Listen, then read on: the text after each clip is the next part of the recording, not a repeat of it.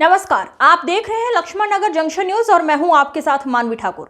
जनपद Prayagraj bar association Soraon के पूर्व महामंत्री व वरिष्ठ अधिवक्ता शिवशंकर सिंह के यहां फाफामऊ शांतिपुरम स्थित उनके निजी निवास पर चल रही भागवत कथा में श्री कृष्ण सुदामा प्रसंग का बड़ा ही मनोहारी वर्णन तथा कथा व्यास पंडित आचार्य श्याम सुंदर त्रिपाठी द्वारा किया गया, जिस पर संगीत मंडली की मनमोहक संगीत और गायन प्रस्तुति ने लोगों का मन मोह लिया और वहां पर मौजूद सभी लोग भक्ति भाव विभोर हो उठे और कथा पांडाल में भक्ति की गंगा बहने लगी। आपको बता दें, इस कार्यक्रम में शांतिपुरम फाफामऊ सहित शिवशंकर सिंह के पैतृक आवास नवाबगंज साहबपुर सहित अनेक गांवों से व तहसील सौराव से अधिवक्ता सहित जिले से भारी संख्या में अधिवक्ता गण इस कथा को सुनने के लिए दिन प्रतिदिन पहुंच रहे हैं।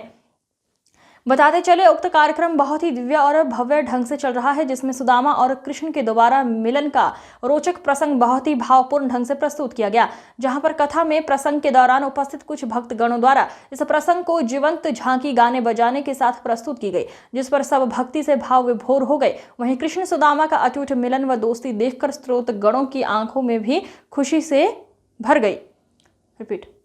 वह दोस्ती देखकर स्रोत गणों की आंखें भी खुशी से नम हो गई। जहां पर कथा व्यास ने बताया, भगवान श्री कृष्ण ने यही संदेश दिया है कि कोई ऊंचा नीचा नहीं होता, भगवान के लिए सभी बराबर हैं। उनके शरण में आने वाले प्रत्येक व्यक्ति का उद्धार हो जाता है और इसके साथ ही उन्होंने पूरे संसार को मित्रता, धर्म और कर्म योग का उपदेश दिया। उक्त अवसर पर मुख्य यजमान शिवशंकर सिंह व उनकी पत्नी सप्तनिक मुख्य यजमान रहे। साथ ही रामचंद्र पांडे, एडवोकेट अंजनी मिश्र, शशिकांत शुक्ला, शिव बाबू शुक्ला, रामेंद्र त्रिपाठी, अलकेश मिश्र, कृष्ण कुमार त्रिपाठी, उदय सिंह यादव, राजा त्रिपाठी, प्रेम बहादुर सिंह, राजीव कुमार ओझा सहित सैकड़ों की संख्या में अधिवक्ता गण मौजूद रहे। वहीं अखिल प्रताप सिंह, सर्वेश सिंह आदि लोग व्यवस्थापक के रूप में मौजूद रहे। उक्त कथा के बाद आरती समापन के बाद प्रसाद वितरण हुआ। तत्पश्चात मुख्य यजमान शिवशंकर सिंह द्वारा उपस्थित सभी लोगों का आभार व्यक्त करते हुए भोजन प्रसाद भंडारे में शामिल होने का भी आग्रह किया। बता दें कि उपस्थित लोगों द्वारा बताया गया कि आचार्य श्याम सुंदर त्रिपाठी द्वारा बहुत ही दिव्य और भव्य ढंग से कथा का मनोहारी वर्णन किया गया, जिससे क्षेत्रीय लोग गदगद दिखे। आइए दिखाते हैं लक्ष्मण नगर जंक्शन से राजा त्रिपाठी की खास रिपोर्ट।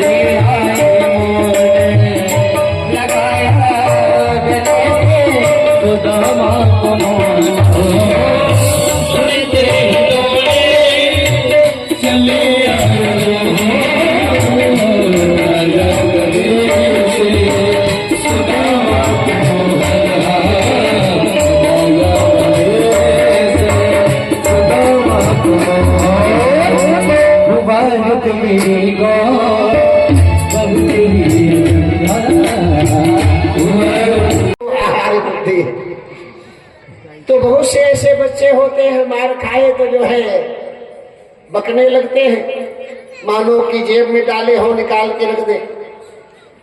परंतु गुरु दोनों शिष्यों में भेद नहीं करता।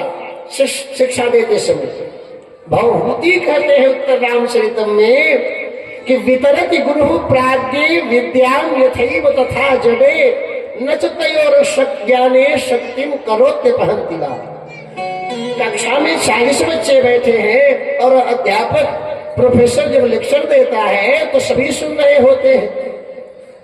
वितरति गुरु प्राज्ञे ज्ञानम यथैव तथा जडे, जैसे ज्ञानवान को प्रतिभाशाली जो सुबुद्ध शिष्य है उसको जैसा उपदेश करता है आचार्य, वैसे ही मंदबुद्धि को भी।